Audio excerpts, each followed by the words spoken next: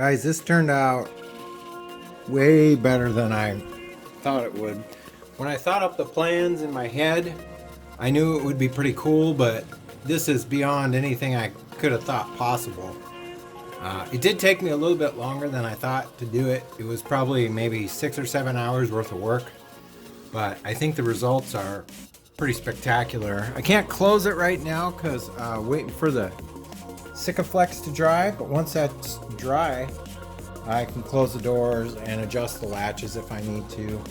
I had to weld like a little tab in here to add a little bit of structural support and thickness to the stainless, which was not a big deal. I just had some spare parts laying around, so I just welded that tab on there. So here's the answer to your handles. This is what I plan to do on all the doors, and this rear door was kind of an experiment to see if it will work, and it works perfect for what I want to do. So basically what it is it's to pull the door down, and then you have to manually move the latch to close the door.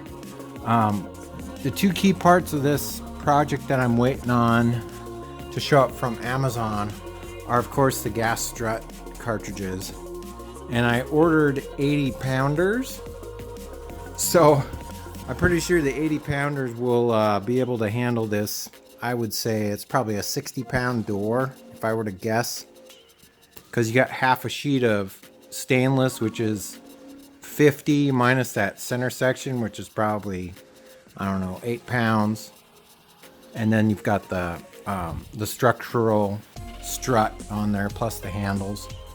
I'd say it's probably close to 50 or 60 pounds.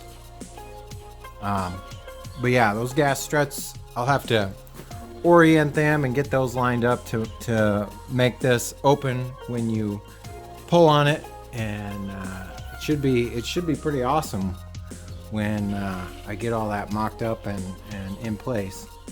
So what a day. Got a lot done on this back end, and that pretty much finishes up the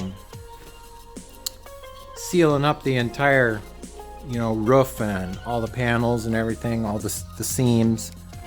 So you may have noticed that I put a weather strip where the hinge is, so when the door is closed, the water will just drain outside of the vehicle.